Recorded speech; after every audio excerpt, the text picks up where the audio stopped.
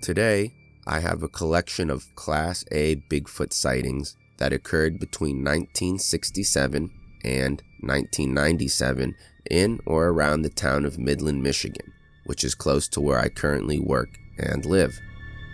Now, a Class A sighting, as defined by the Bigfoot Field Research Organization, involves a clear sighting in circumstances where misinterpretation or misidentification of other animals can be ruled out with greater confidence. For example, there are several footprint cases that are very well documented.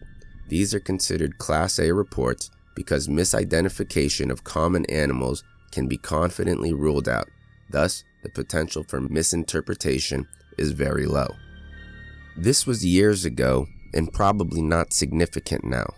I am now 60. This happened when I was 12. Myself, sister, and 4 other neighbor kids had to walk about 3/4 of a mile from where the school bus dropped us off at our homes. The road was gravel, very few houses, and far apart. We had just got dropped off by the bus and were walking home. As I was walking, I happened to catch something out of the corner of my eye and turned around to see what it was. As I turned around, a creature that I now know as Bigfoot came up the side of the ditch.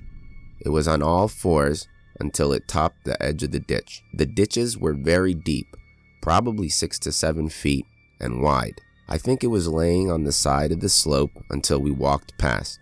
When it jumped on the road on 2 feet, it took a couple of steps across the road, jumped the ditch on the opposite side, took another step or 2, put one hand on the wooden fence, leaped over it, and ran probably 1,000 to 1,500 feet across an open field on 2 legs, upright. The fence was designed to hold ponies, and I can remember I had to grab the upper wooden rail, put my foot on the middle rail, and swing my leg on the top rail and climb down to the other side. I was 12, so I would say the fence was around 5 foot high. This thing scaled it with ease. We all had a clear view of this beast. It ran across the field faster than the ponies could run. At that time, I never heard of Bigfoot. I went home, told my dad what had happened. He went down and looked for tracks, thinking bear. No tracks were found, as it was mostly sandy ground. I wondered all my life what I had seen. About 20 years ago, I seen a TV show about Bigfoot, and it dawned on me that was what I had seen. My sister can also remember the incident.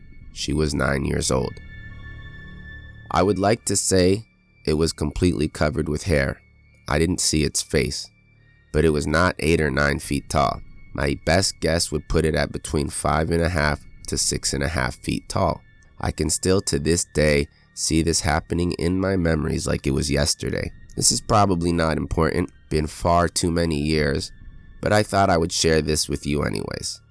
Our next encounter, still in Midland, takes place in the fall of 1977, September to be exact. I was 10 years old.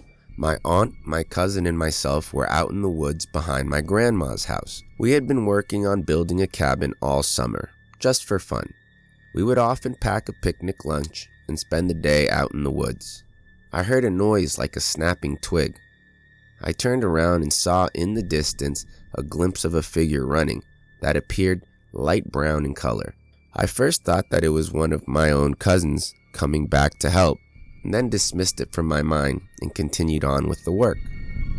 Later that day, when we went back up to Grandma's house, I then discovered that it could not have been my other cousin because he had a blue shirt on, not a light brown one. The following weekend, my aunt, 2 of my cousins, and myself were working on the cabin. We ate lunch, and then my cousins and I walked up the trail and down an incline to play on the huge grapevines that we like to climb on. I looked up and saw a hairy brown man-like creature sitting up against the fence post. He was sitting on his behind with his legs bent up and his arms were wrapped around his legs. He was just looking at us. I screamed. My cousins looked over and we ran away with my other cousin who was younger than us. She did not see what we saw. I looked back once, and the creature was standing in an upright position. I'm not sure if he ran after us or not. I was too scared to look back. To this day, the cabin is not finished. We have all been too scared to go back.